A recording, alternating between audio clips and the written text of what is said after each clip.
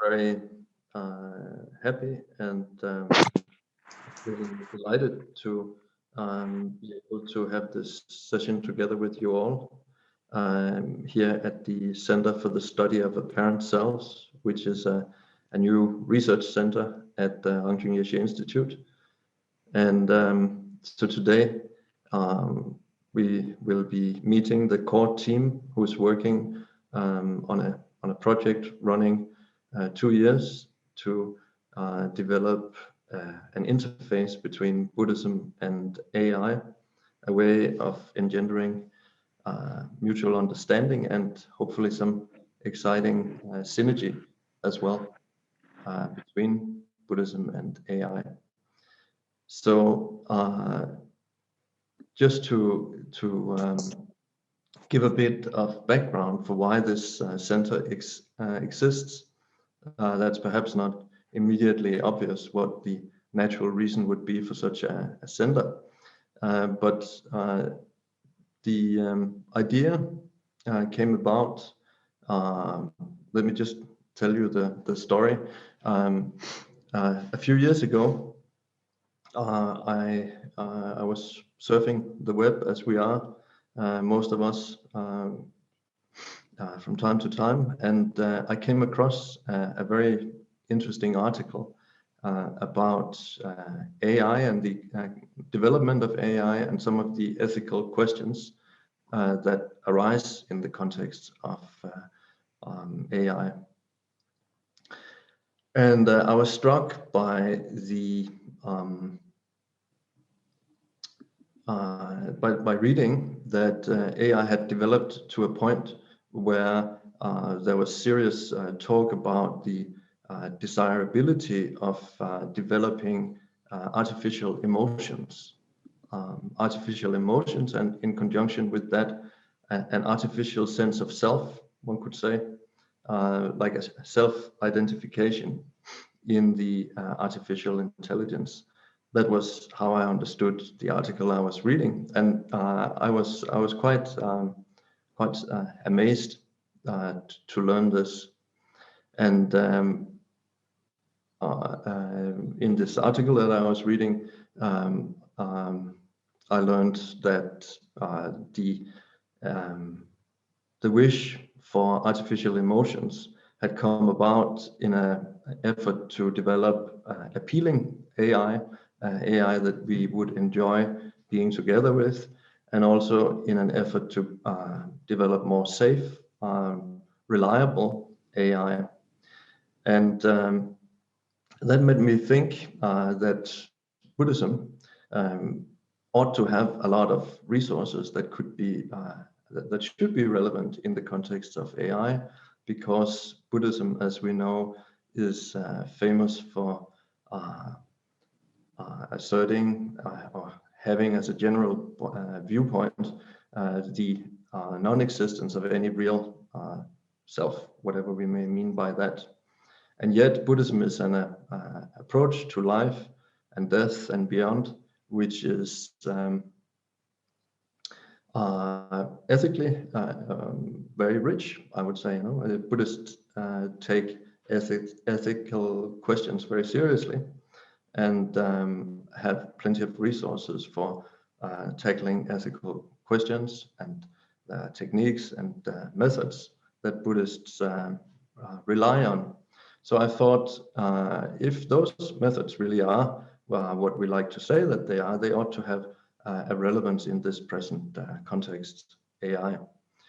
And then a couple of days after, a friend of mine contacted me, coincidentally asking if I could recommend some literature on Buddhism and machines, like what is the sort of Buddhist perspective on machines and the application of machines and so on.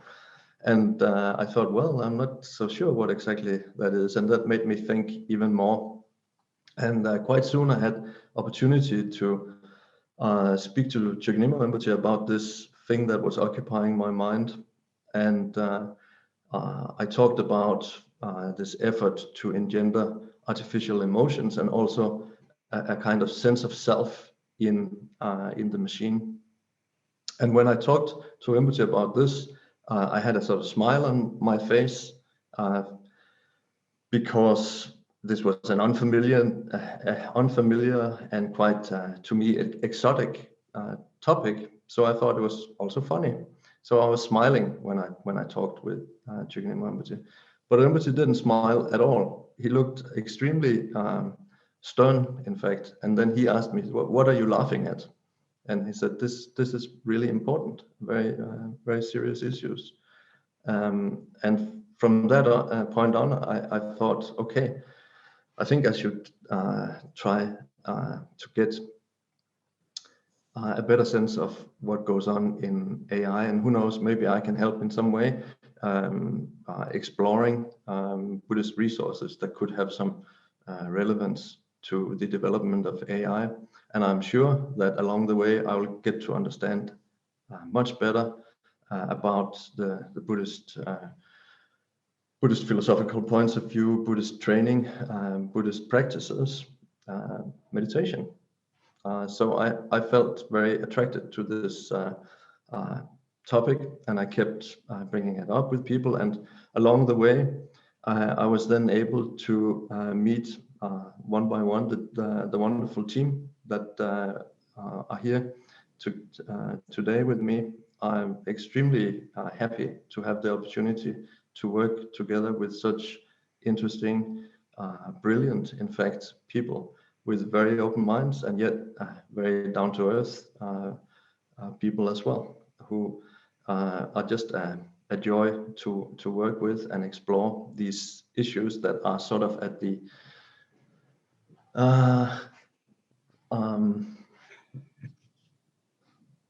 all what we do is something we are venturing into uncharted territory by any accounts, and it's exciting. But I think Rinpoche also has a point when he says that this is actually much more than just exciting. It's also really important for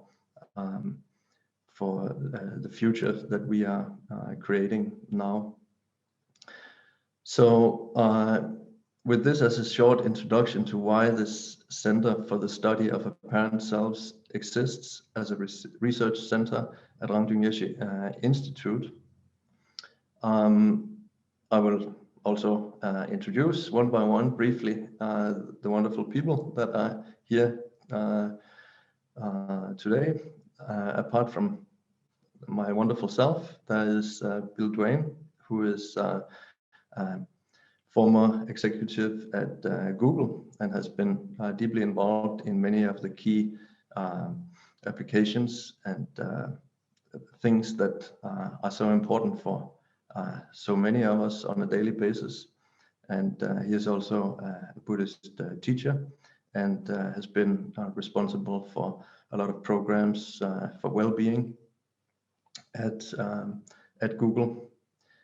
So he is here with us, and so is Olaf Witkowski, who is an AI scientist, expert, affiliated with the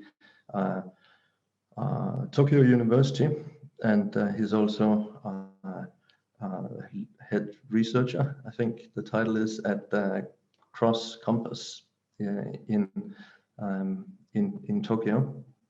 He has a very exciting background with linguistics and also obviously AI.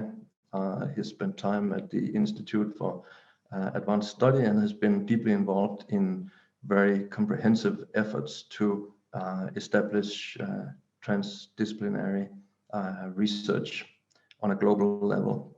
So also a very interesting person. And Lisa Solomonova has, again, a very rich multidisciplinary background. She's based at McGill University, where, she is at the, let me see if I get it all right. Sorry. Sorry.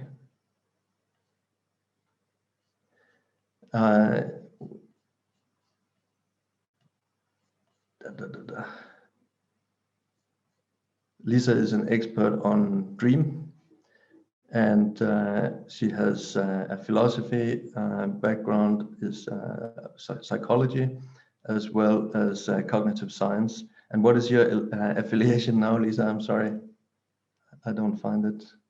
Oh, good. I'm in the Division of Social and Transcultural Psychiatry at McGill, and my research group is called Culture, Mind, and Brain. Thank you, Lisa. Yeah. Thank you. So with this attempt at a brief introduction, I think we will just dive right into this. The intention with this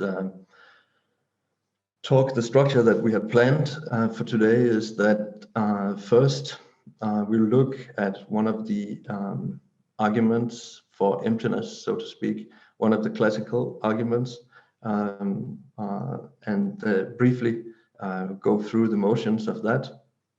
Then we will pause to zoom in on the steps in that argument, and each of the people who are here today, the four of us, will have something to say about how those steps come across to them, what questions they raise, and so on.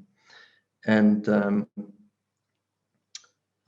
this will then, once we have moved through the argument and some sense of direction may beginning to emerge, we will then, at that point, for today, let you all, audience, take over with questions that you can forward to us, and we'll have some more guidelines later on as in terms of how you can forward questions to us. So today the focus will be on emptiness by means of one of the classic Madhyamika arguments. And then tomorrow, as this program continues, then we will look at the positive version of emptiness, dependent arising, and its association with the cultivation of loving kindness, compassion. So that's how we think of the structure for these 2 days. And yeah, you will be hearing then distinct insights and questions raised from different corners based on the backgrounds that we each come with here to the discussion. So thanks everyone for showing up to this session. I look very much forward to the proceedings, and let's see where this all takes us. You can follow the work that we do at the Center for the Study of Apparent Selves at our website, csas.ai, and we try to update quite regularly with blog posts on precisely what we are doing, what our current thoughts are, where we're getting with our work. So you will have good opportunity to follow our work quite closely, and we can stay in touch with your very valuable feedback throughout our initially 2-year endeavor. So thank you in advance for also in this way staying in touch. In the morning or a few hours ago, Bill is in San Francisco, Olaf is in Tokyo, Lisa is in Montreal, and I'm in the Danish countryside. So we're a bit spread all over the world, as are you all, the audience. But a few hours ago then, we had a talk, the four of us, contemplating the session here. And Bill, would you like to say a few words about how that session turned out? Yeah, so the good news is that we demonstrated the need for the work that we're doing. You know, it sounds almost like the beginning of a joke of a AI scientist, a cognitive scientist, a Buddhist scholar, and an engineer walk into a temple. One of the really interesting challenges about this work, and I think part of the reason why it's needed, as much as it is that it's actually quite difficult to speak in an interdisciplinary way. And when we were preparing for this in the interest of transparency, it was very interesting to note that language that was used in the traditional unpacking of Nagarjuna's ideas sometimes had specific but different meanings in other disciplines. So immediately we ran into this idea of not just a translation in terms of words, but the underlying concepts, which hopefully will provide a richer conversation. Early this morning, it was occurring to me, this actually references back to these kinds of teachings of what's the middle path between ideas having very strict and therefore useful essences versus everything is made up and relative. And it's our hope that the conversation will hit that sweet spot, and there'll be something that emerges that is something that is qualitatively different than its constituent parts. So we wanted to open with a note of transparency that this is a challenging thing to do, to try and build these bridges. Indeed, yeah. So to create some sort of basis for our talks, a point of reference, we will now look at a classical argument for emptiness, so to speak, and more specifically, we will briefly consider the argument from absence of one and many, which is classically formulated by Shantarakshita, one of the most influential philosophers of the Indic area, who was active in, let's say, the 8th century. And he has had an impact on Buddhism, profound impact, but also on the whole intellectual history of in the Indic realm. So Shantarakshita is someone who brings together many currents, interdisciplinary, as I'm sure you could call him.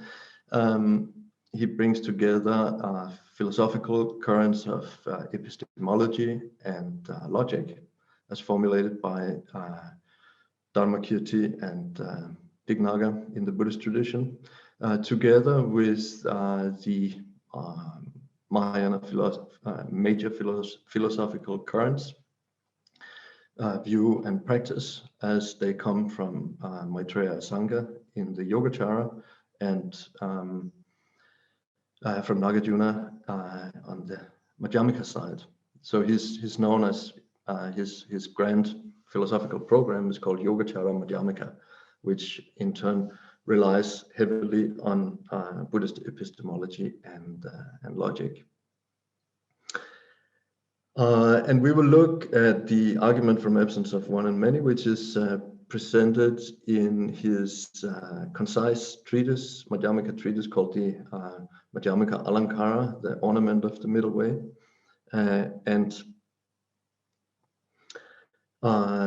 Let's see.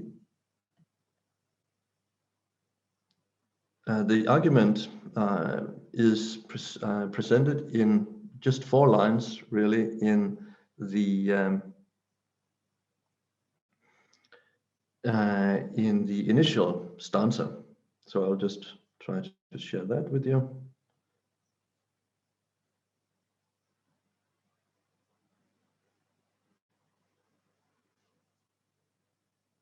There we go.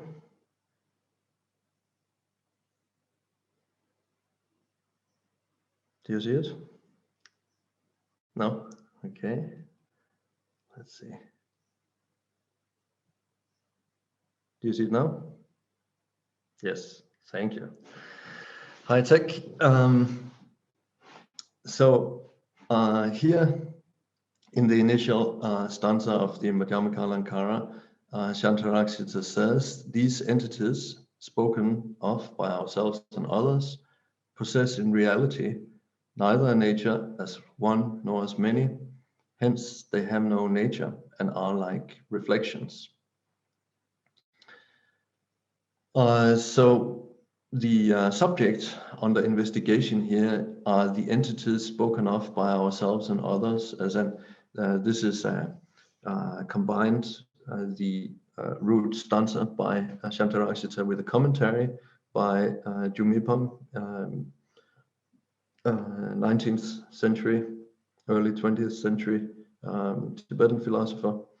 But what Shantarakshita says is that he wants to take a look as the subject of the under investigation at everything that we Buddhists speak about and everything that anyone else may speak about, everything that Buddhists teach, such as the commentator says, the skandhas and so on, principles of Buddhist philosophy, and the things that non-Buddhist philosophers, religious persuasions may believe in. All of that is under investigation here. And then he says that in reality, so a question is asked, all of those things that we talk about and all of those things that we teach and propagate, in reality, they are neither one nor many. And then based on that conclusion, Shantarakshita says, so therefore, these things have no nature, no identity. They are nothing in and of themselves. They are merely apparent, just like the reflections that we may see in a mirror, just like a mirage in the desert, like the things we dream about at night. So the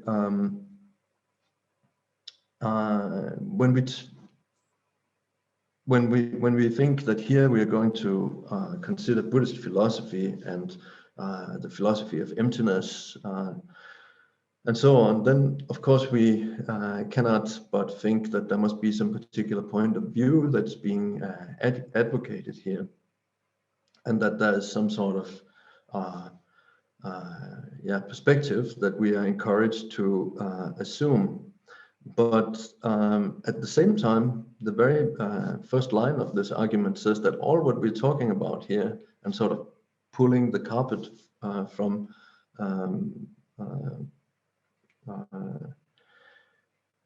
is the entirety of the Buddhist teaching as well. So he says, in other words, that what he notices is that when he looks at Buddhist philosophy and any other philosophy, whatever people may have placed their trust in and have their beliefs about, all of those things are actually no more real than reflections in a mirror, merely apparent and not actually real. So how does he get to that conclusion? He says, let's assume that these things were actually real. Then would it not be reasonable to assume that in order to be genuinely what they seem to be, that's what the criterion of reality is, we could say. It's not just seeming to be in a way, but being in precisely the way that it seems to be. So existence and appearance being in complete accord. So if things were really the way they seem to be, would it not be reasonable to ask whether those things that were then real are one thing, or whether they are in fact many things? And that if something is real more than just appearance, that indeed that would have to be the case, that whatever it is that we think about, we can take a very simple example, like we talked about this morning, an occasion of having a cup of tea with each other, then the cup of tea that is on the table in front of us, if that cup of tea is more than an appearance and actually really and truly a cup of tea, then would it not be justified to say that for that to be the case, that cup of tea would either be just one thing, or if not that, then really and truly many things. And if we cannot establish that cup of tea as one thing, and if on the other hand we cannot establish it as many different things at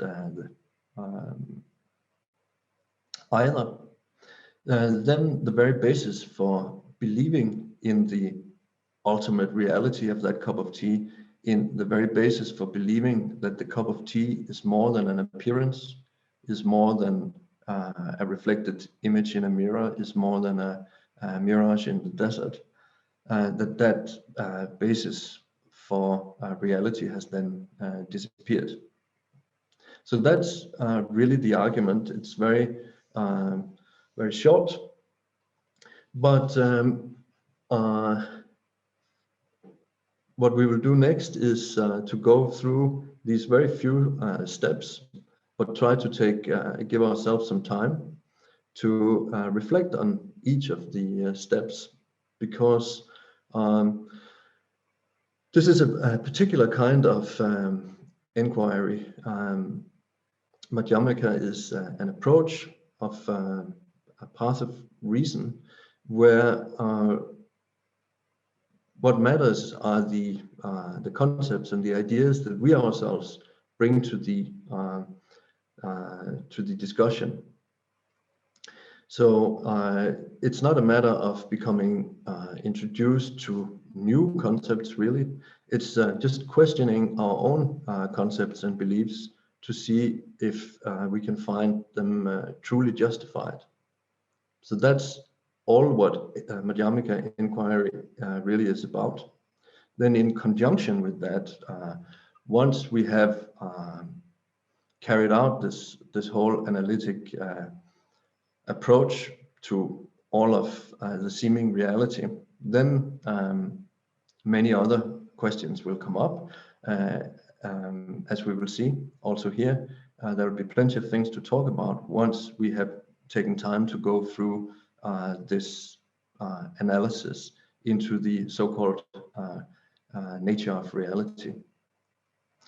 But for us to have a sort of palpable reference point of convergence and a sense of knowing what we talk about when we say emptiness and so forth, then it pays off to take time to go through each of the steps in the argument and ask ourselves, what are we being asked, and how really would we personally answer given such a question.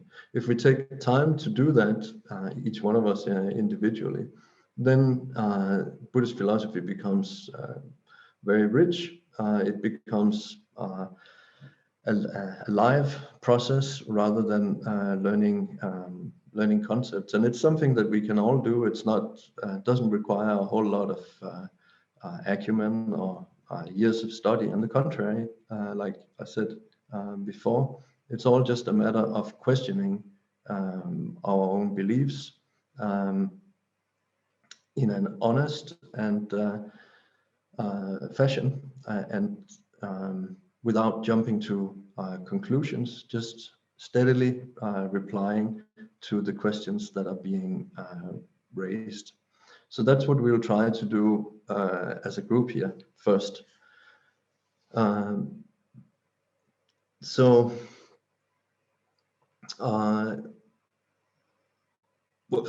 I guess we could start simply in the first line when it says, these entities spoken of by ourselves and others. So how, what do you think about the prospects of, in this way, questioning everything, like taking all the things that we believe in and talk about and relate to as the subject under investigation, because that clearly is the move that Shantarokshita wishes to make here. Now, when he begins by pointing to everything that anyone, himself included, could possibly believe in and adhere to.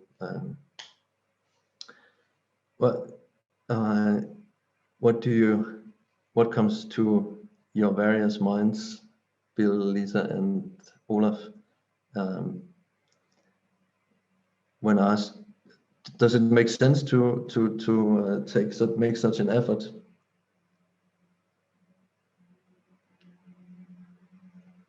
Am I making sense? Oh, do I have to do something to make you audible?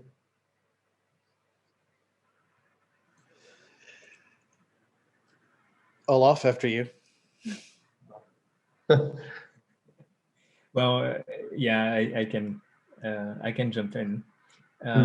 So many things, Thomas, in what you said.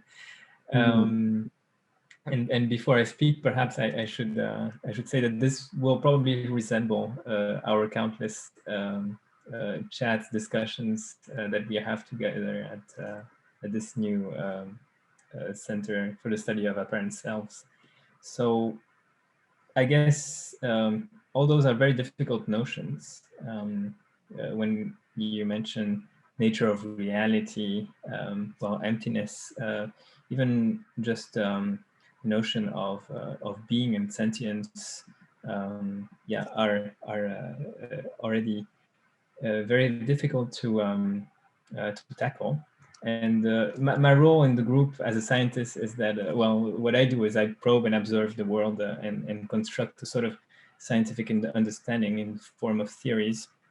And with my background, which is rather in AI and computer science, what I do is I build, well, also artificial life, which is a corner of I guess, yeah, many things. We try to create systems and we observe the interesting properties that they have, and we realize that they're not so far from ourselves when we look closely. And yeah, so maybe a first observation is when I try to understand those shadows and projections that you talk about. In this mission of seeking for this reality, we can mean many things, right? And of course, as a scientist, I observe the world. I have observations that I treat as data, and I incorporate that in theories. That's my job. But at the end of the day, I'm also a subject. So there is a step behind. There is a mind behind this kind of engineering process, and this is arguably the only way we can access reality. So I find this fascinating that we can talk about this and exchange ideas from very different angles. Maybe I'll stop here for now and see what you guys are thinking. Yeah, thank you. I suppose just a brief comment when you talk about searching for reality. Just in this particular context, it's not the only move that is made in that direction is questioning one's own hypothesis and one's own beliefs. Really, yeah? There's no explicit pursuit of knowledge of reality. The proposal is just simply to look at the things that we take to be real and then examine those. Yeah? But thanks for this expansive way of opening up our minds around that question. Yeah? the who would like to offer something? I can extend those thoughts a little bit. One of the things I really enjoy about working with this team as someone who has spent many years sort of practically implementing some different types of technology is to become aware of certainly my bias. My life and my professional life and my discipline's life of engineering is easier if there is an absolute reality to be discovered and articulated and measured. And I'll extend what Olaf was talking about into some notion of sense making. And so I think particularly if you're more from that side of things, there's a desire for things to be absolute and simpler, because then it makes manipulating them in certain ways with technology easier. But as we've seen, the reality of the world is that it is not that simple. And for me, both on a personal level, coming to terms with ambiguity and complexity and emergence actually opens up doors towards richness. And I think on a sort of discipline, taking the view of the discipline of applied engineering and applied computer science, that one can come to naive conclusions if you're just based on things being that there is an absolute reality to be discovered. And I think we're seeing quite a bit of this. So these teachings are sort of destabilizing, but in a way that has the potential to be the creation of freedom, even if it means maybe letting go of the conceit that that there is an absolute reality, and with clever enough tool set that one can discover it.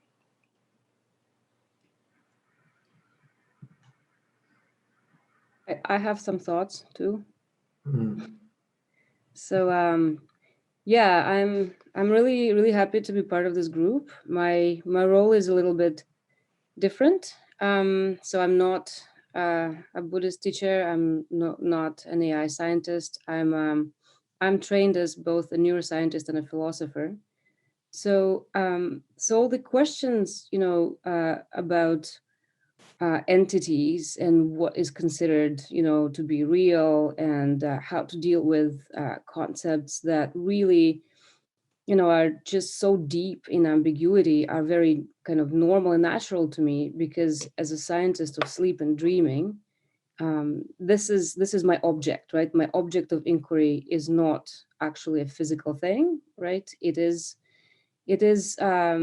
experience that happens somewhere between what we conventionally consider real and what we conventionally consider not real, right? It like dreams or hallucinations or psychosis. And so it's very interesting to me to kind of try and negotiate this kind of interdisciplinary space between some more kind of hard science approaches, saying that, well, look, all reality is based on the brain, right? And as a philosopher and a humanities scholar, the other extreme. So yeah, so hard sciences would say, okay, fine. So brain gives rise to mind entities, and that's that. Okay, so this is the one thing that Thomas was talking about, right? On the other hand, there's another tension in a lot of humanities and social sciences. One would say, well, actually, no, everything is dependent on context, and everything is basically many things at all times.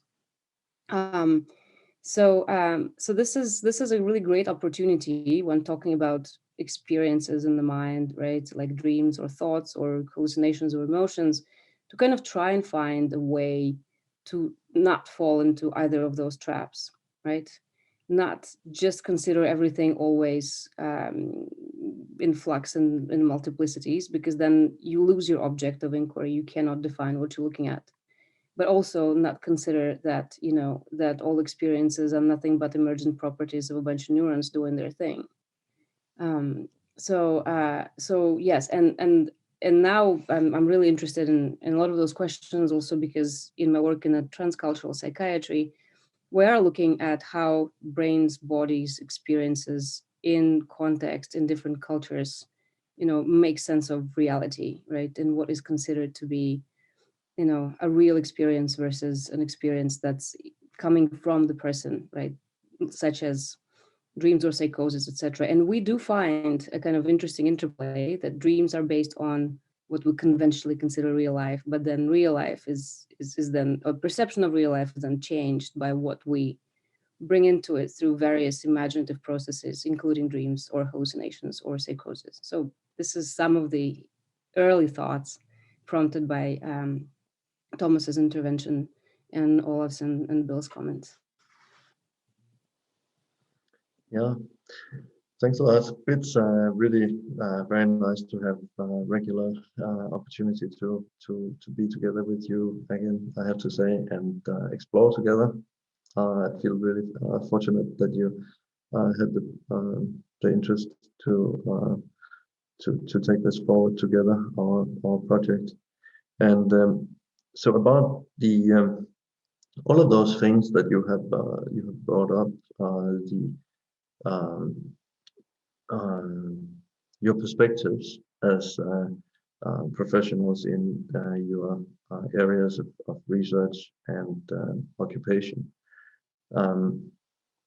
They would be included in this simple subject, which is all inclusive, right? That he says these entities spoken of by ourselves and others, meaning, in other words, all of what we have, each one of us, and come across throughout our work as scientists, philosophers, and professionals, whatever we have been up to, all of the things that we have become acquainted with, all of the things that we have tend to think were important and meaningful and part of reality. When we examine those analytically, we see that they are not one thing. Just like the cup of tea, when investigated, is not one thing because it has a handle, there's a bottom part, a top part, inside and outside, quite obviously. And therefore, that cup of tea may seem to be one in the sense that we readily call it one cup. It makes good sense to do so when we communicate. We should say one cup of tea, and so forth. Yet, as soon as we examine that oneness that we talk about, we see that it is just something we talk about, and it's not the way reality, nature, actually is, because it's so many things. So Shantarakshita, in the Ornament of the Middle Way, goes through the hallmarks of Buddhist philosophy and of non-Buddhist philosophy of his time, and looks at anything that has a shot at claiming ultimate true reality, and then makes the same simple observation for each one of those things in the outer world and in inner realm of the mind, and anywhere in between that one could think of, and says, well, it isn't one thing. And then, of course, the immediate conclusion is then that the world is complex. It's full of all those things that you in such a rich fashion can bring up also here in this discussion. Things are clearly much more than they seem. That's particularly obvious to researchers and scientists and philosophers, that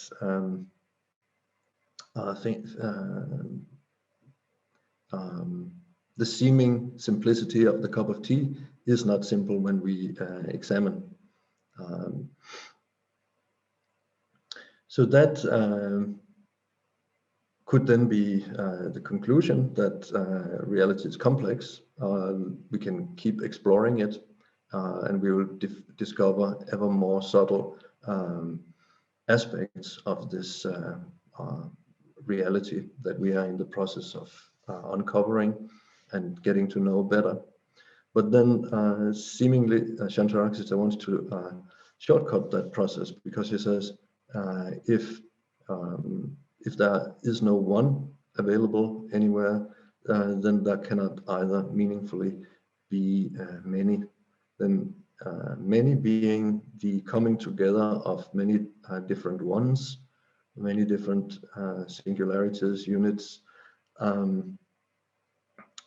Since that is the nature of many, then given that we cannot find one anywhere as we examine the whole array of possible candidates for reality, then that also means that it does not make ultimate sense to say that reality is infinitely complex. It is so many different things. When there is no one, there is no real many either. And then he draws the conclusion that therefore, since all of these things quite obviously aren't one, nor many different things, then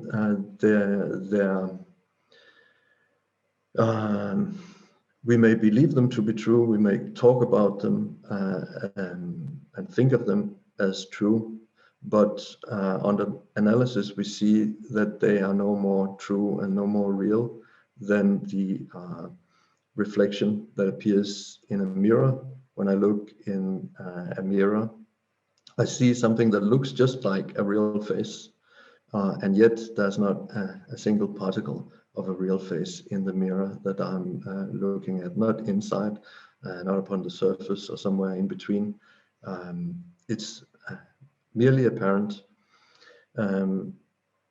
So what seems to be an acknowledgement of the complexity of the world then also goes beyond that complexity in the discovery of not many.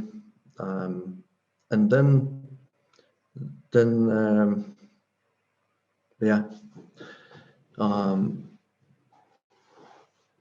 quite soon, I think the question will be, okay, then what is all this? Yeah.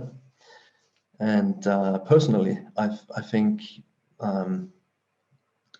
that that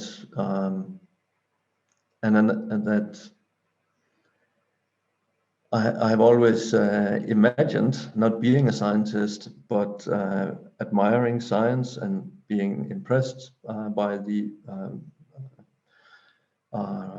marvelous results that science has produced. I have always thought that if I were a scientist, I would think that this kind of perspective would be useful, because it does not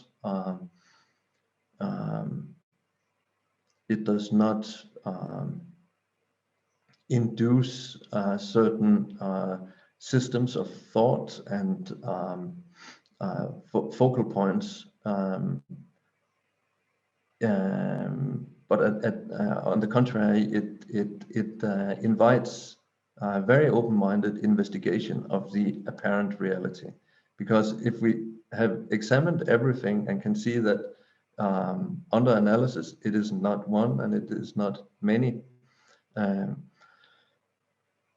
the idea of as a transcendent reality, or a kind of grid that lies behind the appearances, and that we can somehow get to that type of that prospect,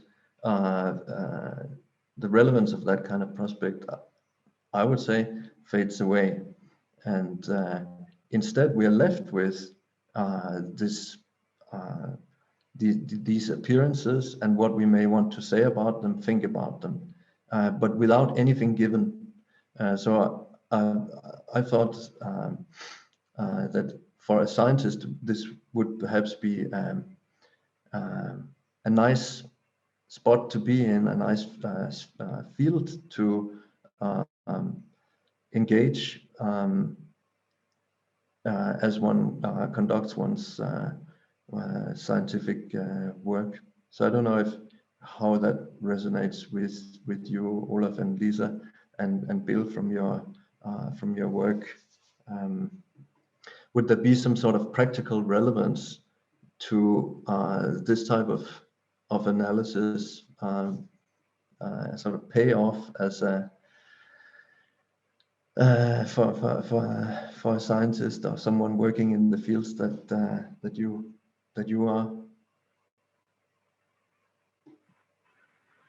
So maybe on the multiplicity of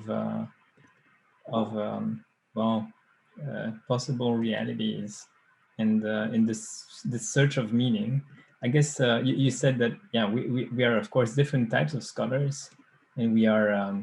So I'm a scientist. I could be any kind of scholar, but everyone in this room is a scholar, and I think we are born as children. We are born scholars already. We discover the world, and I guess everything that we do in engaging with reality and slowly trying to do very simple things first, predicting how to do very simple things, and managing to do them, we are brought to communicate with others, and I think that's maybe a first key. Maybe we promised or Bill mentioned a few tools that we might have so far, or good potential tools, I guess, to dig triply how to find this meaning that we are talking about.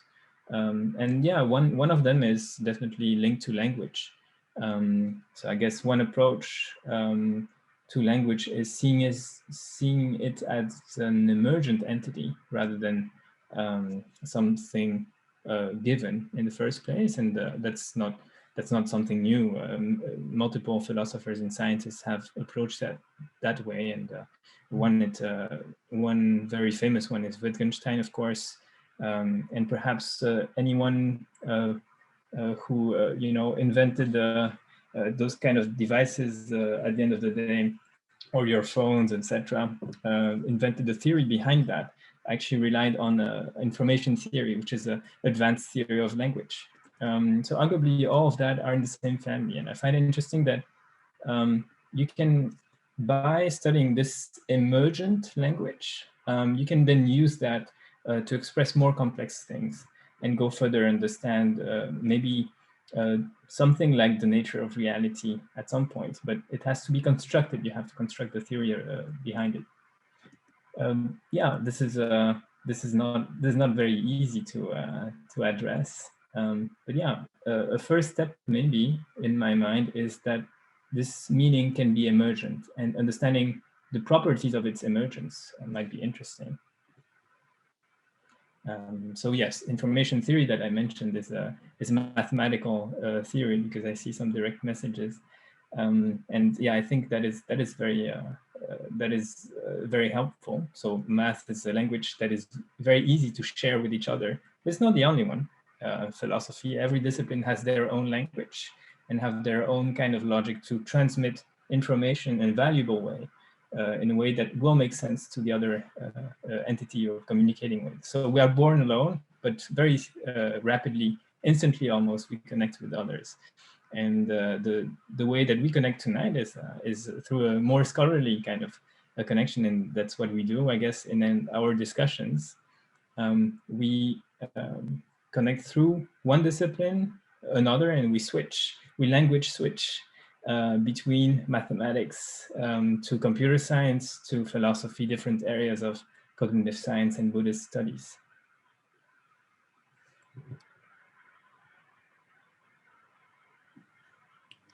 Yeah, thank you, Olaf, for this. This is great. So yeah, it's the kind of analysis of potential multiplicities of meaning of what's considered real is hugely helpful in my field, for sure. What it does, I find, is provides us with incentives and tools to, first of all, nuance our thinking, but also be very concrete, right? Actually, I find this kind of practice really, really interesting, because on the one hand, it destabilizes disciplinary boundaries, right? It might tell me, oh, wait, maybe the brain is not the generator of thought. Great. That destabilizing part is wonderful because it creates a lot of opportunities. But then, what it also does, it forces us to make sure that we know what context we're talking about, right? Because what would be not great as a brain scientist would be to say that, well, it doesn't matter, right? Brain doesn't matter because there's so many things that are going on. So what's interesting, for example, the kind of classic views of what's the relationship, let's say, between brain and mind, right? So one would say, okay, well, maybe the brain isn't enough to explain the mind, sure, but it's probably necessary, right, at a certain level, right? Let's say if on the one hand, clearly, if we do this kind of analysis of multiplicities, we cannot really find a spot in the brain where a self may be located, or a thought arises, or a memory is stored. So it's kind of nowhere and sort of everywhere, but at the same time, right, small perturbations in the structure of the brain, if someone's unlucky and has a stroke or a tumor, may actually completely, just change or just remove, capacity for thought or for storing memories or other things. So it is a kind of a paradoxical opportunity for us to kind of say, well, it's not the one thing, it is many things. However, what's relevant depends on your optics. And this is, as a brain scientist, this is very important to me. So for example, it is important to find a neural basis of, let's say, a mental disease, right? But maybe it's not important to talk about neurotransmitters when talking about experience of mental disorder, right? And so it's not either or. It's not either a neurological thing or a social experiential thing. It's both at the same time. So it kind of, it helps us create and acknowledge the need for context and for doing things together, right? So who are we doing this with? Like Olaf was saying, we're always, in communication with others. What is this for?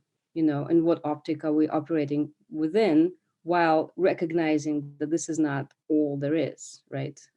So sometimes it's very useful to constrain, and sometimes it's very important to keep in mind that one might at some point need to expand.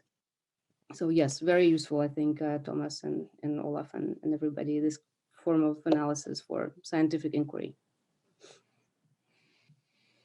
This conversation makes me think back to one of our initial conversations around intelligence. And Liza, we all came up with different definitions of intelligence from our backgrounds, and Liza's came to mind, which is a discriminative, cumulative capacity of an entity or a collective for sense making in its environment and for a performative stance towards the world rooted in their history.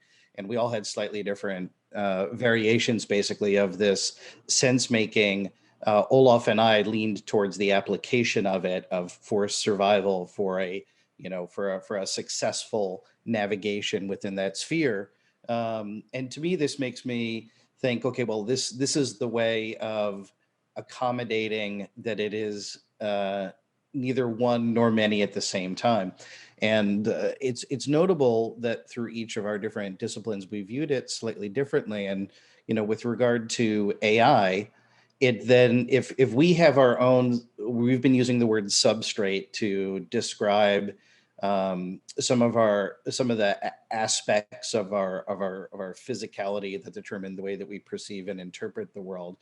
It then opens the question of what might intelligence look to a different kind of intelligence, like an artificial intelligence. How might it perform sense making? How might it navigate the neither one nor many in a way that is, successful for it, as defined as either the continuation of its existence. So it sort of harkens back to that notion of intelligence and sense making. And the funding for this 2-year project is from the Templeton World Charity Foundation, and in particular, the initiative is called the Diverse Intelligences Initiative. So I think it's interesting the way that we can use the multidisciplinary approach to then try and extend what might a different form of awareness or processing make of the things that we were all just discussing.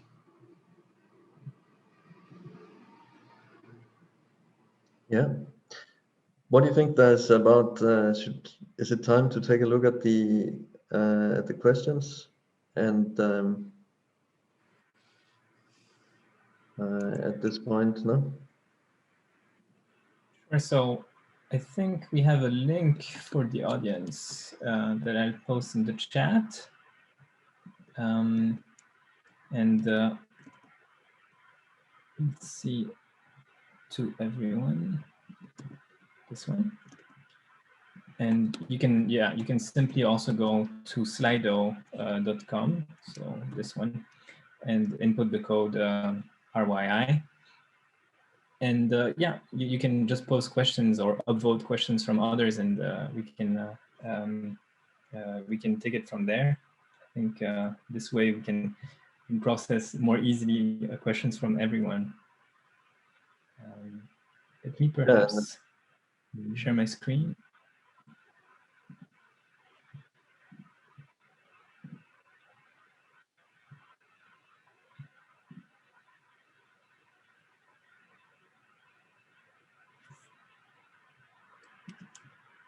Right, we already have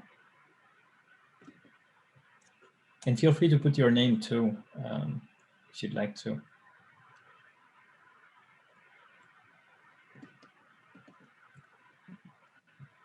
In the meantime, yeah, I really like yeah, to remember this conversation we had, Bill, about diverse definitions of intelligences from different disciplines. I remember that we kind of converged weirdly enough. I think we have a blog post on this. Probably we should post at some point the URL of that in the chat, but yeah, I think, yeah, mine was something about self-sustaining, like yours was, I guess, and about, I think, computing one's own existence to accomplish some kind of goal, and the goal that I chose was the natural first goal in living systems, I believe, is achieving the projection of oneself physically into the future, so you self-sustain. Yeah, maybe, yeah, we can pick the top question, I guess. So I think they will be naturally ordered by upvote.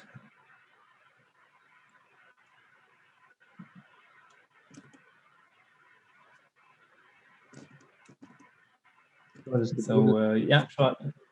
Yeah, maybe, yeah, go ahead, maybe Thomas.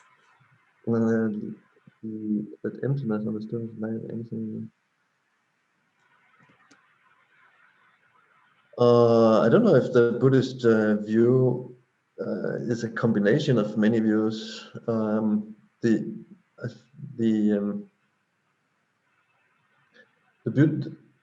The kind of argument that we have been spending a little time looking at here today, I think makes it a very good question to ask. So, what is the Buddhist view? That's something that isn't settled by we can say the Buddhist view is emptiness and dependent origination, but if we are to go a little bit beyond those conceptual tags, then what really does that mean? An argument of the kind that we have been considering has an ability to give us all a bit of a taste of that, no? Because when we look for those things that present themselves to us, and ourselves included, our sense that I am real.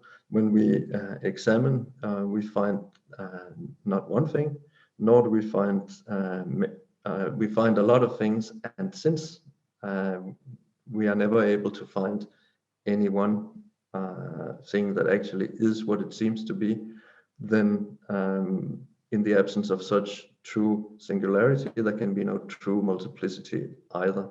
So the question of the Buddhist view, I think, is something that we'll have to keep with us. What is the Buddhist view? And the beauty of Shantaraksita's argument is that it just introduces that question in a very live and direct fashion, which we can then employ. Where we can keep that perspective that he, so to speak, allows us to work on with the help of his argument, as we then consider all the different things that we have to deal with, that we take to be important and relevant for our lives. And when works in science is involved in complex endeavors, then those are the things that we'll have to keep working on, exploring, just like you have all highlighted very eloquently. No matter how much emptiness we understand,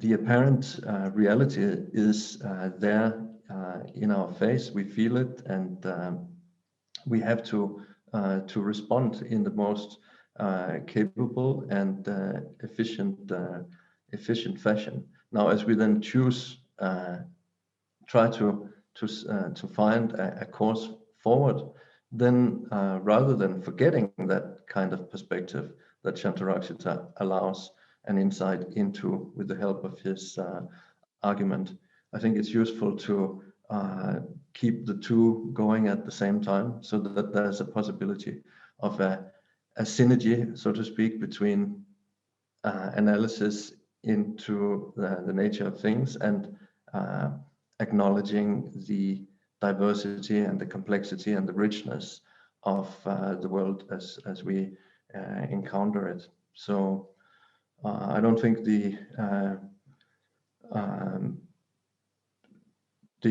as a whole, the very idea of the Buddhist view of reality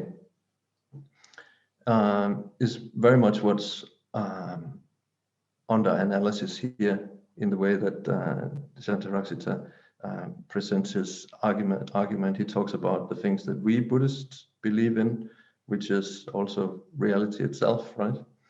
The realization of reality, and that too is up for questioning and analysis. So it's a very vast and open endeavor, I would say, and neither one nor many views. It's not a matter of combining either.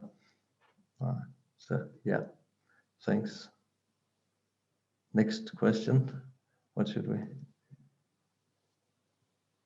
So the top one is about, in the field outside of Buddhism, for example, AI, science, or psychology, how does one define, scare quotes, consciousness?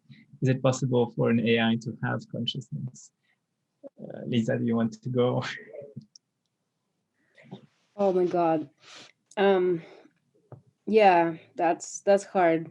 In all interdisciplinary seminars or workshops or conferences I've been to that had to do with consciousness, half the time people were arguing about what they mean by consciousness.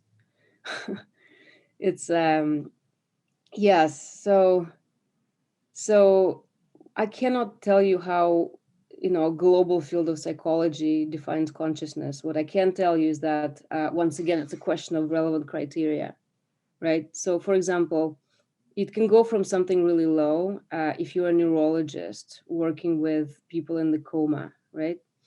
Consciousness is defined very specifically in medical terms, right? Can you or not interact with environment, basically? Okay, so that's a very practical definition, right? Can you perceive environment? Can you interact with the environment? It's a practical definition that's relevant to medical context, right? Whether or not, a person can wake up from coma, is there any chance of them recovering function? So that's one thing. It's very, very kind of, and in that sense, in neuroscience, we would define consciousness as a combination of being aware of the environment and being right. So being aware of the self and the environment and being able to be aroused by the environment, right? To have a physiological reaction to the world. So hearing things, moving towards stuff, etc. Okay, so that's a very kind of simple one. Now, of course, in philosophy, and if you look at cognitive science of things like dreams or, you know, imagination or even any sort of experience. Often people would use a phenomenological definition of consciousness. So coming from a discipline of phenomenology. So it would be consciousness of something, right? So it presupposes that there's a subject experiencing something else. Now, it doesn't mean that whatever they're experiencing is outside. It can be from the inside. It can be a thought or emotion or sensation or, you know, concept, but it has to be about something. So this is a very kind of classical, philosophical, phenomenological view of consciousness. And so one is very vast, but does presuppose a certain directionality, orientation towards something, either an internal object or an external object. And the other one, the neurological one, is very kind of bare bones practical, in terms of organism, right? That is an organism able to react to the world and interact with it and basically preserve its own autonomy. So yeah, so anywhere between those two poles of the spectrum of view of consciousness, people seem to be just using whatever definition works for them. The people often use interchangeably consciousness and awareness, or consciousness and wakefulness. It gets really murky. So it's a great question, and we're not there yet. I mean, maybe it's just not the right word. It depends, and yeah, context dependent. I hope that helps. Yeah, it's such a difficult question. I think you handled it much better than I could ever have. Yeah, the next one is about Buddhism and quantum computing or quantum physics. I think that, yeah, I don't know if anyone other than me would like to take it. I think Well, it. Go ahead, Liza. No. I mean, it's come up in passing in a recent conversation that so much of computation is based off of a binary frame of reference, not because binary is the most correct way to go about it, but that it's relatively easy to get chunks of silicon, gallium, and electricity to compute things that way. So when we were talking about recently about quantum computing, it's interesting that a frame of interpretation may be lifted when you can include superposition and those kinds of things that would allow, to use Olaf's language, a more complex language. But that's as far as we've discussed it as a group. Yeah, the short answer to that obviously is no. And yeah, indeed, we talk a lot about links between complex and computation and concepts in Buddhist studies. Quantum physics is something I don't understand, especially quantum field theory. That's beyond me. Quantum computing I find very interesting. It's also beyond me. I do think that there are many concepts in there that are sound appealing, but I want to just scare everyone away from wanting to from two things that are fascinating and complex, resist trying to connect them together and hoping that they would make sense magically. It usually doesn't happen. I think people did that for quantum computing also, and consciousness. Things don't magically happen that way. It's interesting though. You can find different directions and deepen them. And I know that people have been talking about the principle of interpenetration in Buddhism and how quantum can help that. There are a few keys for reading, but I wouldn't overread into it. Is what what I think. All right, I really like the next question. I think with 8 votes, is intelligence possible when lacking memory? That's something we have discussed, and without context of past, present, and future question mark. Hmm. Any takers? Well, we have a blog post on that as well, right?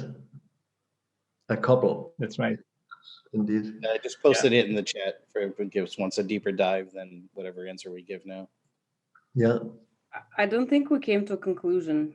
We didn't agree on anything. I mean, from my perspective as a social brain scientist, I don't believe there's anything without context. So it becomes difficult to understand what it means. Is this, you know, I understand what it means to not have explicit sense of having memory, sure. But, you know, even in cases of very robust and you know, brain damaged amnesiacs, there's some learning that's still clearly possible, right? So it's not like there's no memory. The memory is just different.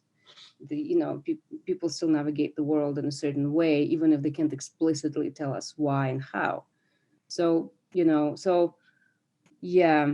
um yeah, I don't know if that's possible. It's a very, very interesting thought experiment. I just cannot imagine an entity without context of past, present, and future in principle. That's where I'm already short circuiting and, you know, can't move forward. But maybe you guys can imagine such an entity or thing or being. Well, Well, there is a. Yeah. Go ahead. Just a cheap shortcut to that is again just using the argument that we initially looked at, because on that analysis, any entity is under analysis without any past, present, and future context. So that would be one cheap way of getting there. Yeah. Mm-hmm.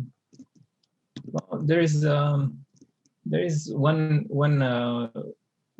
path that we didn't explore in that we didn't write down in that blog post, and it's about dynamic memory.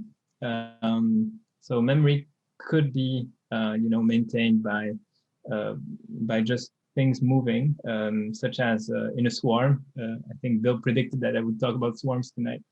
Indeed, swarms can actually maintain memory, not in any of the individuals, but really in the dynamics in which they move. And you have many systems that resemble that. So we cherish this kind of dynamics in computing. And if you really think about living systems evolving from non-living systems, so you had just matter, rocks, basically, in the universe, and somehow by the rules of the universe and how it could evolve, apparently you got matter that became living matter, and that living matter doesn't maintain memory in the same way memory is maintained, information is maintained in a rock. And rock has a shape, and it will maintain this shape for a very long time in the way the molecules and atoms are arranged.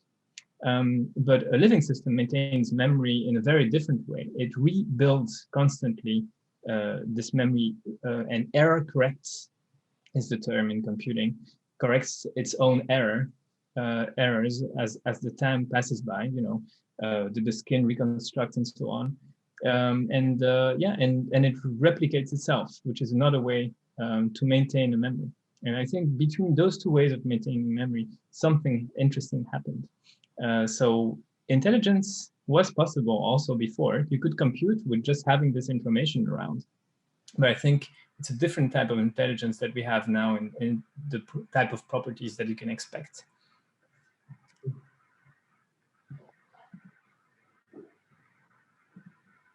Yeah, I think that's one of the key questions that we keep coming back to now is intelligence also collectively speaking, as you have experience with researching. Good segue to tomorrow's topic. Yes. A question for Lisa?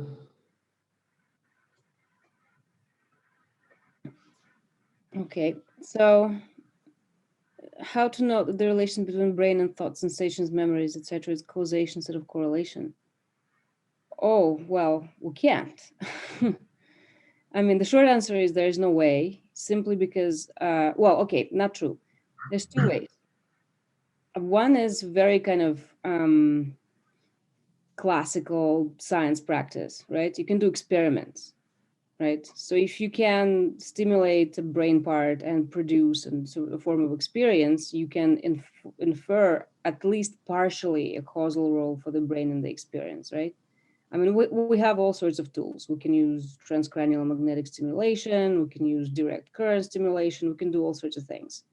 So that's kind of, the classic approach, how to see a potential causal relationship. Of course, that doesn't mean that that activity causes an experience. What all it means, in a very kind of conservative interpretation, is that the particular configuration of brain state at the moment enables or allows or affords a particular form of experience, right? So I mean, this becomes like well, again, for science, it becomes a question of apparatus and of lens. So what tools do we have to look at certain kind of questions? So if the hypothesis is that brain causes experience, okay, you can manipulate brain and you see if experience changes. Okay. If the hypothesis is that the brain does not cause experience, then we need an alternative hypothesis, which would be what does cause experience, right?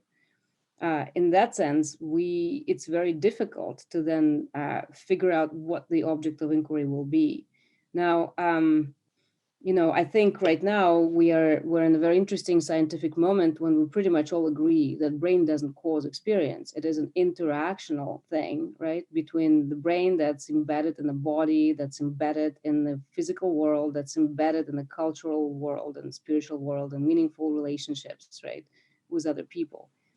So we kind of like we agree that that there's no such thing as one cause for experience, because we can never step out of the whole richness of where we are as physical, spiritual, thinking entities.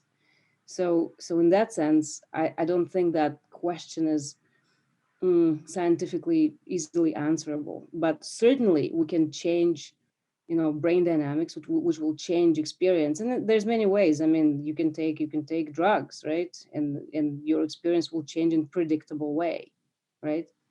It can be enhanced or it can be reduced, or you can fall asleep or whatnot. So obviously, but also you can change your behavior, like for example, engage in a contemplative practice or learn to play violin, or you know learn to look through the microscope, right? And then your brain will change as well. So then it's a relationship. So the quick answer to the question how to know, well, you can't really. You gotta, I guess, find smaller, more specific questions. But in large scheme of things, there's no one thing that I think is causing experience.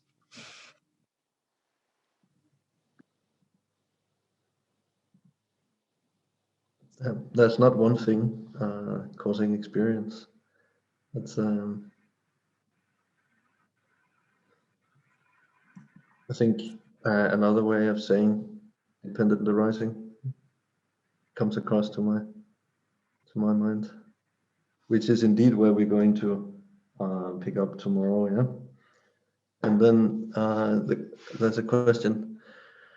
I'm not sure if anyone is directly addressing that question. Well, we haven't really talked about that argument in particular until now. Yeah, so I'm not sure how much.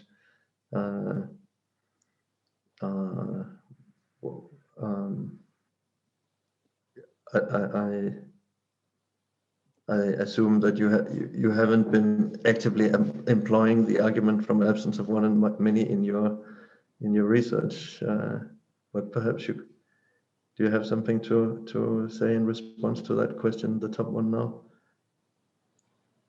I'll expand on what I said before, that a lot of engineering has a preference for things being stable and predictable, because that's sort of optimizes the tool set. So in some ways, and certainly I'm projecting my own personal experience and bias on my discipline, on my field, is that, ambiguity is annoying. It's like you're trying to build a plane, and not only is there the complexity of building a plane, but someone keeps on changing physics on you from time to time when you're in the middle of it. So there's the idea of wanting to nail things down.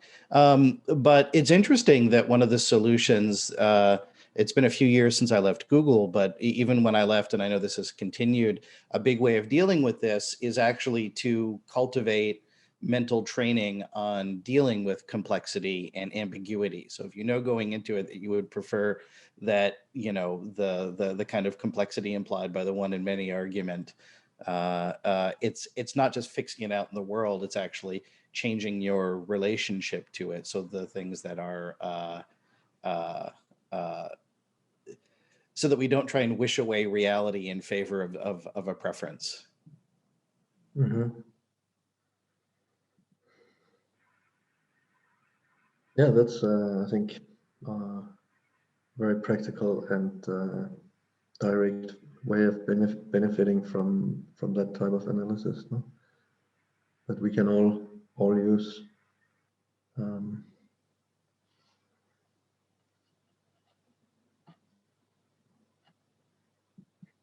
Do we have time for yet another one quickly before we call it a day?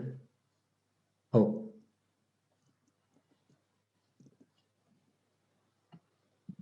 Are we still here? Yeah. Okay, excellent. My picture changed. So there we are. Dream and reality may not be that solid relatively. There's a difference between dream flower and real flower. What is the cause? So maybe that will be for tomorrow though, no? This is a lot of what we have been talking about lately, this issue. And you can have a look at the blog post that that there's a link to on the original advertisement of this talk.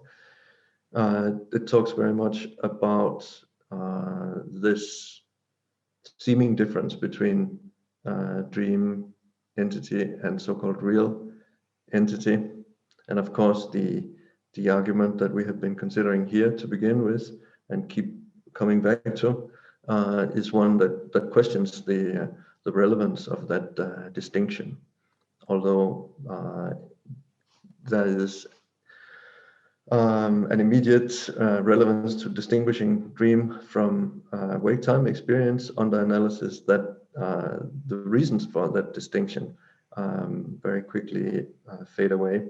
That is at least how Shantaraksita draws the conclusion for us. He says that everything is at the same level of reality or absence of reality, just like the merely apparent things that we may see when looking in a mirror. But there's much more to explore about that, and we will give it our best tomorrow. No, everybody, thank you so much for being here tonight and taking this opportunity to expand our very rich and nourishing discussions that we have on a regular basis. I'm really grateful to you all. Yeah. I feel, Thomas, sorry to interrupt you, that there are so many very nice questions. It's really a pity we cannot take them all right now, but maybe a way to kind of address them. It would be lovely if those who want to could post those in comments on the blog. So that, yeah, we would be very happy to have those comments and not lose track of them. So that would be lovely. Maybe I can share the address again. Yeah, thank you, Olaf. And also in terms of giving us information for tomorrow's session, perhaps continue to look at the Slido, and if there's either upvote questions that didn't get answered, or ask new questions, particularly about tomorrow's topic of interdependence, I know I'll be happy to look at that between now and tomorrow morning, my time, and see if we can use that to guide the conversation in a way that's useful for the folks attending. Great.